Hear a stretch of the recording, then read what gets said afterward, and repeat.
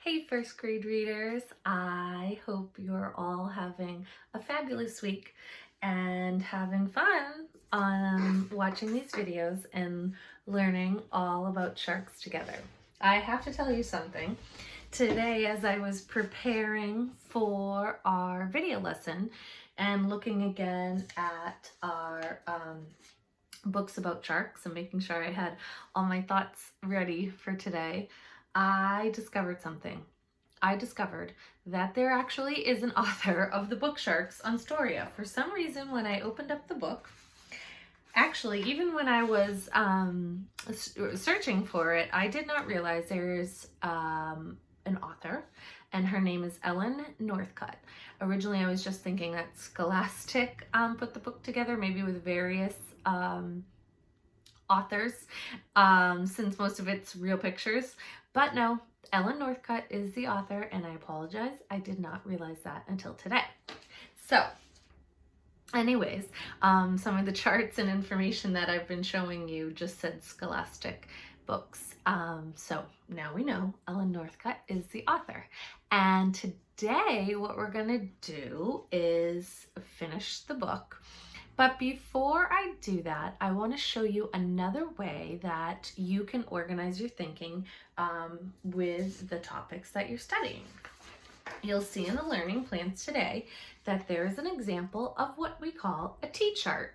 And a T-chart basically means you're making a straight line down the center and crossing the top, just like a T. And these different lines are just different ideas and different thoughts. And for this specific T-chart for nonfiction, on one side it says, we learned, or you can write, I learned. This makes us think. This particular example you can read through on your own on the learning plans. It's specifically from the text Sharks by Anne Trieber, the National Geographic Kids book. I decided that yes, I want to finish the book and on Storia today, so I'm keeping my eye on the clock. But I started organizing some of the things we learned and some of the thinking we've done on a T-chart. And you'll see I did Sharks by, and I originally wrote, I was going to write Anne Trieber, and that was a mistake. And then I did write Scholastic, and then I realized that Ellen Northcutt is the author, so I fixed that. So we learned sharks have different kinds of teeth. This makes us think, and we did some of this thinking. Do they all use them for the same reason? Do all sharks have teeth? We learned that sharks are fish, but they are very different from other fish. This makes us think, how can sharks swim so fast if they don't use their fins the same as other fish?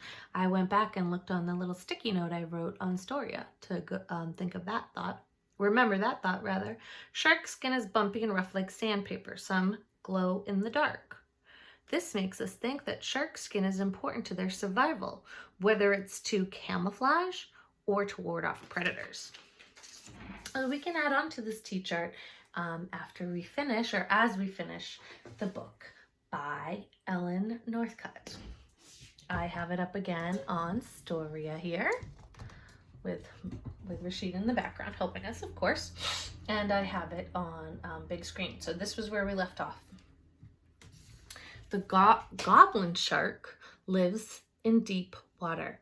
It has pink skin, small eyes, and a long pointed nose or snout. The goblin shark uses its snout to hunt and fight. A hungry goblin shark lifts its snout to stick out its teeth. Then it's ready to grab its food. So I think what I want to add here is that we learned there are many different kinds of sharks. Different kinds of sharks. This makes us think each shark has survival skills and uses its body to live. Okay, all right, let's keep reading. Great white sharks are the biggest hunting fish. Their sharp teeth can grow more than 2 inches long. That may be longer than your fingers. Great white sharks have super senses. They can smell a drop of blood in the water about 1/3 of a mile away. Ooh, we read that in the other book too. That's about 5 football fields. The spotted wobbegong is a flat shark. It lives on the bottom of the ocean. Some people call it a carpet shark. The spotted wobbegong waits for fish to swim by. Then it quickly opens its mouth and eats the fish. Ooh, that wobbegong shark can camouflage. We were doing some thinking about that. Basking sharks can grow to more than 30 feet long. Some people think they look like sea monsters, but they are not dangerous to us. Basking sharks are like whale sharks. They eat plankton and tiny animals. Ooh, that's on the cover of our book. That was my thinking that, do all sharks have teeth? I'm not sure if that's considered the teeth or what's going on inside the basking shark's mouth. That really makes me want to do some more research on a basking shark and whether or not that's considered its teeth. The big-eye thresher shark has the longest tail of all sharks. Its tail can be as long as its body.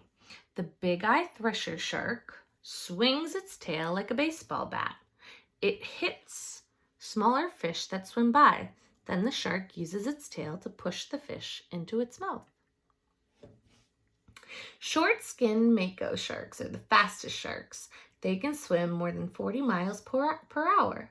That's as fast as a car going down the street.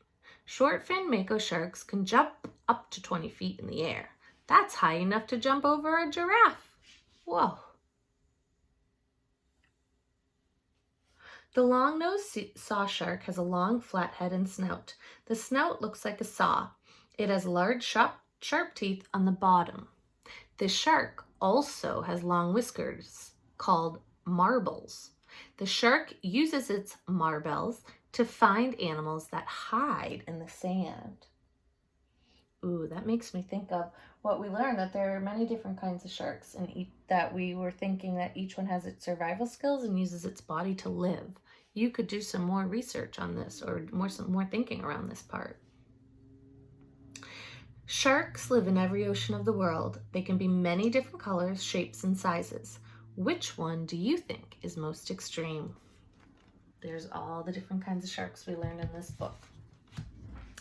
So readers, what I want you to do today, what I'm challenging you to do, is take all the information that you're learning and researching on your topics and try to organize it using a T-chart like I showed you here today.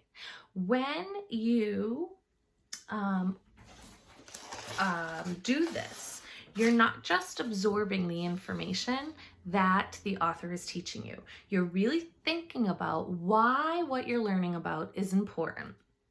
When something you read seems really important, you take action.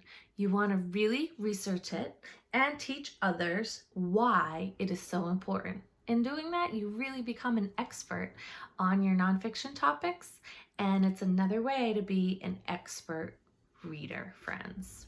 I am so impressed with all that you're doing, Mr. Moskowitz, Mrs. Nelson, and I can't wait to see some of your thinking and some of your work. We'd really like to show you what others are learning about to see if maybe you might want to research that topic as well. Readers, I'll see you next week. If you can believe it, it'll be our last week in this unit. It's gone fast, and I've had a lot of fun. Keep up the great work. Happy reading, my friends.